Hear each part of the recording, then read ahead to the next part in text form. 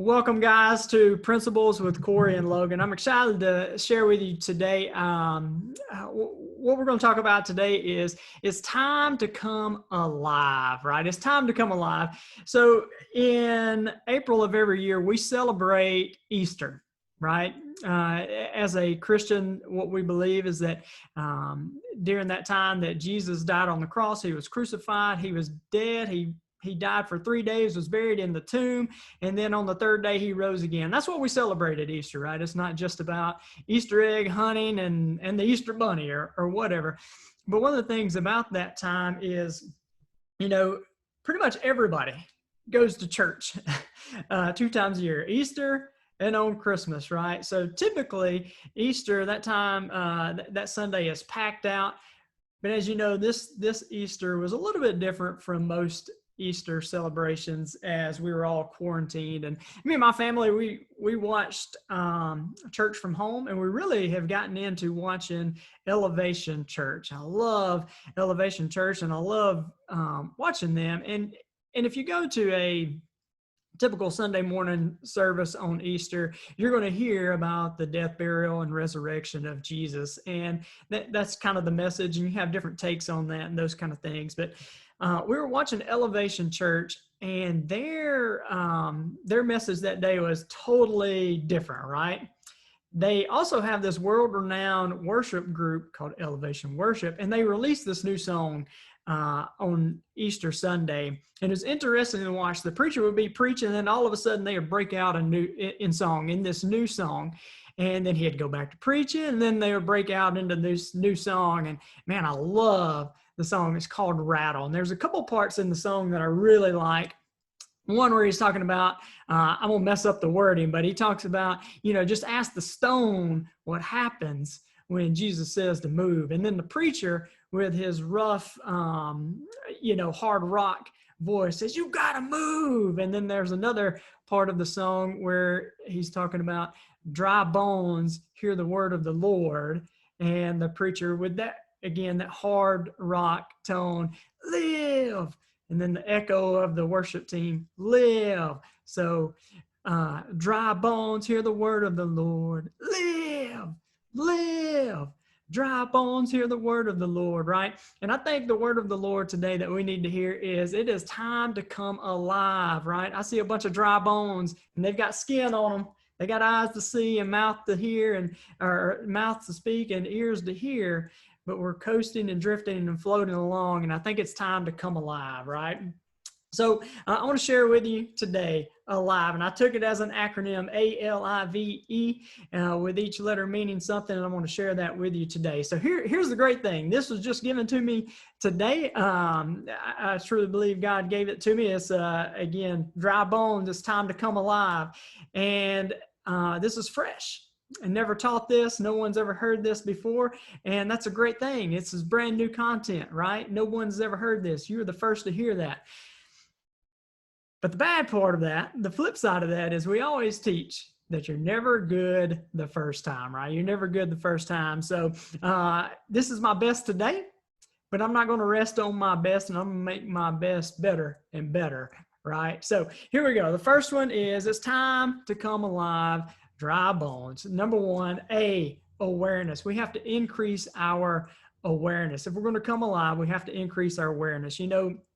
Day in and day out, we kind of get into these routines and these daily habits, and routines and daily habits are really good if we're intentional about putting those in there. We're intentional about putting those into place. But many of us, we kind of just get ready and we get into our car or truck and we go to work, and it's just a routine, and we don't even remember taking that left turn or passing that red Jeep that we pass every day, or missing the sunrise, right? We get to work or wherever we're going, and we don't even remember the trip and how we got there, right? So the point is, we want to increase our awareness about our actions and our daily habits. And are those actions, those habits, taking us in the direction that we really want to go? And I find many people, they're really getting frustrated with where they're at in life, and they say that life is happening to me. Life is happening to me. But the reality is that we get our results based off of our actions, and each action produces a result. See, we weren't designed to have life and happen to us. We were designed to allow life to happen in, with, and through us, right? So each action produces a result. And honestly, it really truly begins with our thoughts, because our thoughts determine how we feel, and how we feel in a given moment determines the actions that we take. The actions we take produce the results that we get. So we can trace it back to our thoughts, and we want to take each thought captive. And the way I kind of imagine that is, you know, a thought comes in and you kind of got like this bodyguard in your mind, right? And this bodyguard, this thought comes in and grabs him by the collar and like pins him up against the wall there and says, thought, are you for me? Or are you against me, right? You're taking each thought captive, kind of like interrogating it. And so as we take each thought captive and we know where we really want to be, right? We know the direction we want to go, and we're beginning to take each thought captive. The question is, where are we sowing our seeds, right? The seeds that we're sowing, where are we sowing them? And what I mean is, don't judge each day by the harvest you reap, but by the seeds that you sow. And are you sowing the right seeds? So you think about that. If you want to start or grow a business, what seeds are you sowing? Are you sowing seeds to do that? If you desire a healthy marriage, what seeds did you sow today? And if you want to raise, you know, your kids to be a positive influence on society and make a positive impact on society, then what kind of seeds did you sow with them today? And if you want to have a faith-filled life and experience Jesus fully, I mean, what kind of seeds are you allowing to be sowed into you and through you? And you think about that, just like a seed of corn will never produce an apple, right? Just like a seed of corn will never produce an apple, neither will our actions produce a result in opposition to the action. So the A stands for awareness. And what we want to do is increase our awareness of the actions we take, but it really starts with flipping the autopilot switch off and taking control of our action, taking each thought captive and grabbing it by the collar and pinning it up against the wall and say, thought, are you for me or are you against me, right? So that's the A. The second one is if we want to come alive, the L is for love unconditionally. Love unconditionally. And I tell you, this is a tough one because most of us like to like conditionally, right? We like people conditionally. We put conditions on our likability of others. You know, we'll say things, I like this person because they're like me. They like the same things I like. They do the same activities I like to do. They think like me. So I like them.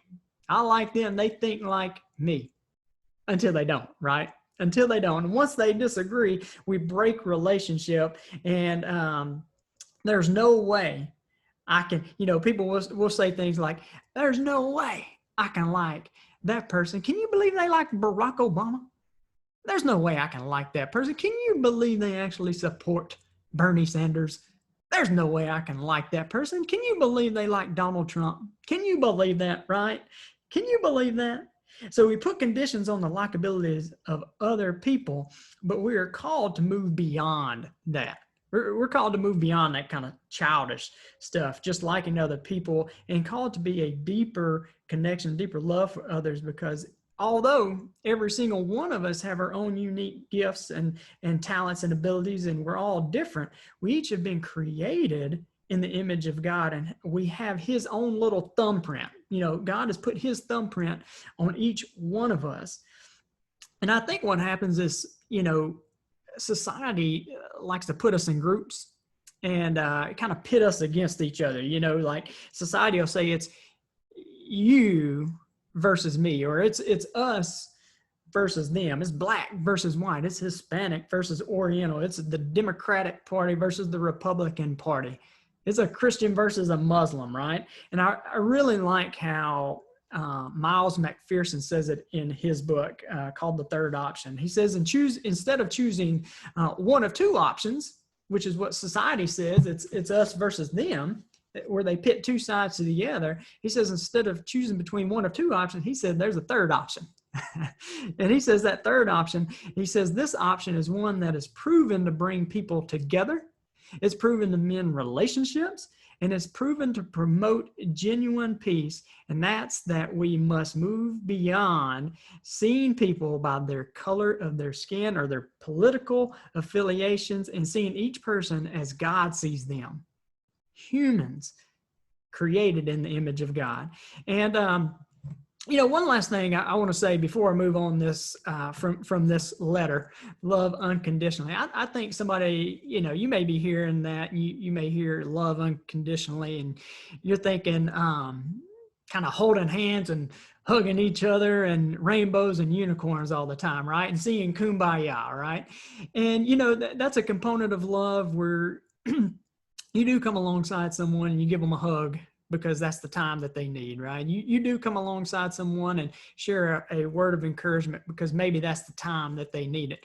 But I think love also is calling people out when they need to be called out. It's coming alongside people and challenging them when they need challenging. They've got talent and they've got potential within them, and they're not living up to that. So you come out and you challenge them, right?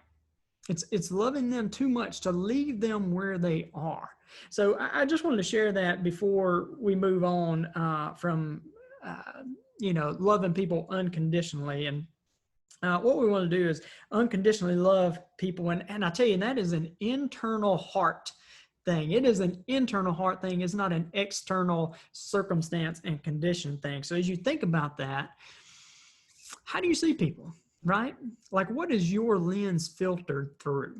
Are you seeing people based off of their exterior and their current results? Or are you seeing people as individual thumbprints of God and created in the image of God, right? So that's that one. The next one is intentionally, right? Intentionally live each day. Intentionally live each day. As if we're going to come alive, we want to intentionally live each day. And this is much like the awareness component, but intentionally live each day is the pursuit of making each day its own masterpiece. Making each day its own masterpiece. I heard the story about John Wooden one time, and if you know anything about John Wooden, he was one of the greatest NCAA basketball coaches in history at UCLA.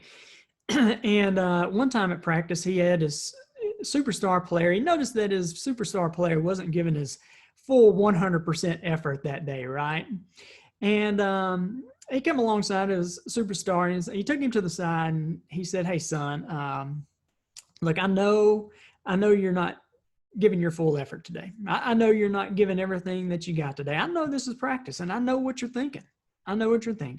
This is just practice, and I can give 70% today, and I'll make it up tomorrow. I give 70% today, and I'll make it up tomorrow." He said, "I know that's what you're thinking, but here's the reality. All you have is 100% today." Right? You can't give 70% today and 130% tomorrow, because tomorrow all you're going to have is 100% of tomorrow, right? So you have to give each day 100% and making each day your own masterpiece. John Maxwell wrote a book one time, one of my favorite of his. It's called, Today Matters. Yeah, that's it. Today Matters. And what I like about it is basically what John did was he wrote down his top values, right? And he wrote a chapter on each one of those. And he said, one, identifying what your values are, and then each day intentionally living those values. And I think a lot of times what happens is we hear something like that and we think the bigness of it. And he says, break it down into just for today. Just for today. Right? So if one of your top values is integrity, right?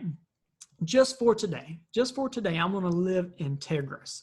Maybe yours is a healthy lifestyle. Just for today, I'm going to make healthy choices. Maybe it's finances. Just for today, I'm going to make wise decisions with the resource. I'm going to be a good steward of the resources that I've been provided. So for you, just for today, break it down like that. I know we do this activity in coaching when I do one-on-one coaching with clients, and also in our men's mastermind groups. We do this values exercise where we break down what are our top 5 values, and then how do we live those out, right? Intentionally being very intentional about living those out. So I want to challenge you, and you can go to a free website and look up some values. You can reach out to me. I can send you our values card or how we do it, but we have a process. But I would challenge you to determine what your top values are, and then how do you live those values out, and begin intentionally living them out, breaking them down to just for today. Just for today, I'm going to live these out. And then when you wake up tomorrow, just for today, right? Be intentional about living them out. So the I is intentional about living your day. So the V, if we're going to come alive, A.L.I.V.E, if we're going to come alive, the next one is we need to live vastly different from the herd, right? The great philosopher, Dr. Seuss, he once said, why fit in when you were made to stand out, right? We are each created in God's image in a very unique way. You, my friend, you have your own unique gifts, your own unique talents, your own unique abilities, and your own unique ideas. And when we don't step into those giftedness, when we don't express those ideas, we not only rob ourselves of something truly great, we rob the entire world of something truly great. So Miles Monroe, I think he's from the Bahamas. He was a pastor. One of the things he talks about is, the richest place in the world are not the oil fields or the diamond mines or, the gold mines, right? He says the richest places in the world are the cemeteries, right? You think about all the ideas that people had that were never realized, all the inventions that never brought forth, right? All the business ideas, all the business plans that were never brought forward, they were just buried with the individuals who had it in their mind. For those that are watching on Facebook Live or YouTube right here, I've got this man on the moon right behind me right there. And one of the things I talk about is if you've been given an idea, right? If you've been sourced with an inspired idea, then you've been resourced to bring it forward.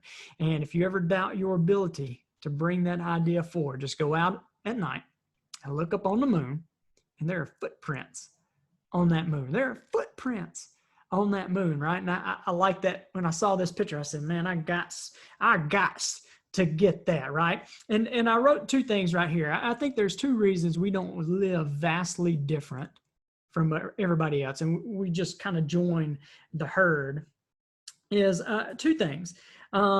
Humility, right? We have this incorrect definition of what humility really is, right? And I know I did for a long time.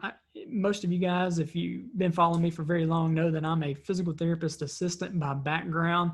And I chose to be a physical therapist assistant because I didn't think I was smart enough to be a real physical therapist. I had an invitation to walk on and play college baseball, but because I knew in my heart and in my mind, the catcher that team already had was way better than me, and I didn't deserve to be on the same field as that guy, that I didn't even show up for my own tryout, right? It is all because I had this incorrect definition of what humility really is. See, I thought humility was thinking less of myself, thinking other people were better than me. And because of that, I lacked a lot of self-confidence. And just real quick, I heard Adrian Rogers teaching on this, but he said that humility is a form of rebellion. And, you hear that and it's kind of like, whoa, hold on a second. But what he was saying is that, most of us, we got these gifts and these talents, and when we start to let these gifts and talents shine, then we call that arrogance. And Adrian Rogers said, that's not arrogance, that's awareness. And the moment we step in and we don't bring that forward, and the moment we step in and we decide to settle for something less and hold back, then that's rebellion against the gifts that God has freely given us, right? So I want to challenge you to challenge your definition of what humility really is. Humility isn't thinking less of yourself, right? It's thinking of yourself less. And I, another thing I'll add to that is, look at me, and oh, woe is me, both point back to me, right? Both of those have the wrong definition of what humility really is. So I wrote my own definition. I want to share this with you. So true humility is being aware. It's being aware of the unique giftedness that you offer to the world and using those gifts and those talents and those ideas, bringing them forward in service to others. So if we're going to live vastly different, we have to have the right definition of what humility is. And the second thing is we no longer need to be a part of the herd, right? We can't have this herd mentality, right? Like I said, philosopher Dr. Seuss said, why fit in when you were made to stand out? But I think it's natural. I think it's natural to kind of want to fit in. We want to be a part of a group. But we are called to be separate, right? To separate ourselves from the herd. We're called not to be part of the herd and not to act and look like everyone else. I had a mentor tell me one time, he said, Cory, when you get to heaven, God isn't going to ask you why weren't you more like Mother Teresa? He's going to say, why weren't you more like you? The Cory Lee I designed and created you to be. I'll share a quick story. I think will kind of bring this home real quick. So we have 3 kids, and our oldest son was at daycare one time, and I went to go pick him up, and I knew something was wrong because the teacher, she met me at the door, right? And typically I come all the way in, but man, she met me at the door and she said, Colton got into some trouble today, and he punched a little boy in his private parts. And I was like, what? That does not sound like Colton. She said, yeah, that I didn't think it sounded like Colton either. And I see him, he comes around the corner, he's got his head down and his eyes down. He's kind of glancing out of the corner of his eye, looking up at me. And in that moment, I knew I could get on to him. I knew, or it could serve as a teaching lesson, right? So we walk out to the car, I don't say anything, we get going, and I kind of start to ask him about it. I said, hey, Colton, so what happened today? And he told me what he did, and he had punched a little boy in his private parts. And I said, well, who did you punch? And he told me the kid's name. And I was like, man, well, that's your best friend. Why in the world would you do something like that? And I said, who told you to do that? And he told me this little boy had put him up to do it. And I said, well, let me ask you this. Who went and told the teacher? And he said, well, the little boy who told me to do it. And I said, well, Colton, does that sound like a friend to you? And he said, no. And I said, Colton, when people come to you and they try to tell you to do something or anything in life, you've got 2 options, right? You can be a sheep or you can be a lion, right? And what kind of sound does a sheep make? And he's kind of crying. He's like, bah, bah. And I said, well, what kind of sound does a lion make? He said, roar. And I said, you know what the sheep do? I said, the sheep follow the crowd. They don't think for themselves. They just do what everybody else does. They do what the whole herd is doing, right? They can't think for themselves. What kind of sound does a sheep make? He said, bah, bah. And I said, you know what the lion does? I said, the lion thinks for themselves. They lead from the front, right? What sound does the lion make? He said, roar. And I said, look, you're going to have many opportunities in life and many options come to you. And when those options and those opportunities come to you, you got to decide, am I going to be a sheep or am I going to be a lion? Am I going to fall for the thinking of other people, or I'm going to think for myself? And I think one of the best things that we can do for our kids and really for ourselves is learn how to think, not what to think.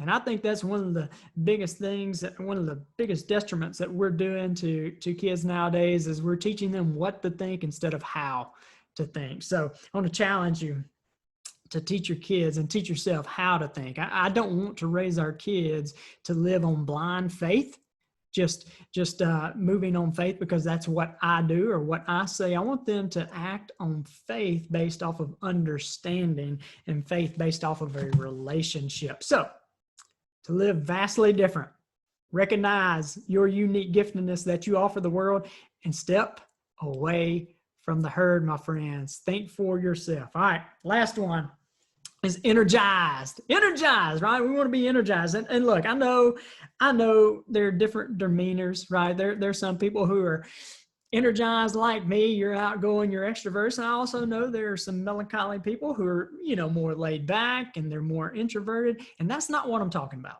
right? I'm not talking about that at all. I'm talking about living life on purpose and on passion. We have been created on purpose with a purpose, and you woke up this morning for a purpose, right? So people of passion, they stand out, Now, fuddy-duddies, I'll tell you too, they stand out too.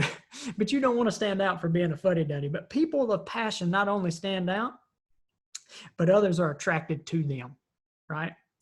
Quick quote from I can't even talk, right? Les Brown. He says, "We should be ashamed to die until we've made some major contribution to mankind." So what is your contribution that you're making, or what will it be? And I'm going to suggest that if we're going to contribute anything of significance, then it's going to require our energy, our full focus, our full passion, our full energy. And I think we can stay energized by staying in our area of giftedness and strength, right? So you have unique gifts and talents. I've already mentioned that, right? The question that I get a lot of times when I'm doing leadership training and seminars is, well, what do I focus on, my strengths or my weaknesses? Should I shore up my weaknesses or should I focus on my strengths? And here's what I say, right? I give this example, right? So say for me, on a scale of 0 to 10, I'm a 2 when it comes to administrative and detailed tasks, which is I'm probably like a -2, right? But say I'm a 2. And that's a big weakness of mine, but I really want to focus on that. And I could read all the books. I could listen to the podcast. I could go to the courses and seminars and all the webinars, and I could spend a lot of time focusing on shoring up my weakness. And over time, I can move that 2 to maybe a 5, right? Maybe a 4, maybe a 5, maybe a 6. But 4, 5, and 6, that's average. People don't pay for average, right? Nobody wants to be average or mediocre. But let's say my strength is in communicating, right? Let's just say that. And let's say my strength is a 7. And let's say I really wanted to focus on that strength. I could read the books, go to the courses, the seminars, the webinars, and all that good stuff. I could listen to the podcast, and I could really focus in on it. And over a course of time, I can take maybe that 7 to an 8, maybe a 9. And now we're talking world class, right? People pay for world class. And I'll also tell you, when you're operating in your strength zone, the things that you really enjoy, you're really going to be energized by that. So if we're going to come alive, we need to focus on areas that bring us alive, right? That really energize us. So stay in your strength zone. So last thing I'm going to leave you with. So to hear the word of the Lord, I want you to hear the word of the Lord, dry bones, right? Come alive. And when I say come alive, it's increase our awareness of our thoughts. Take each thought captive, grab it by the collar and pin it up against the wall and say, are you for me or are you against me, right? Love others without condition. Love unconditionally. Intentionally live out each day vastly different. Be vastly different. Step away from the herd, have that correct definition of what humility truly is, and step out from among the herd and then be energized. Focus on your strengths. Guys, I hope this has added value to you. If it has, I ask you to give me a thumbs up, comment in the comments below, and on our podcast, give us a rate and review. We greatly appreciate that. When it gets rated, It kind of does all the ranking type stuff where other people can see it, and we can get positive information out to more and more people. And if this has added value to you, I just ask you to comment and to share it with a friend or family member. I hope you guys have a great day, and God bless.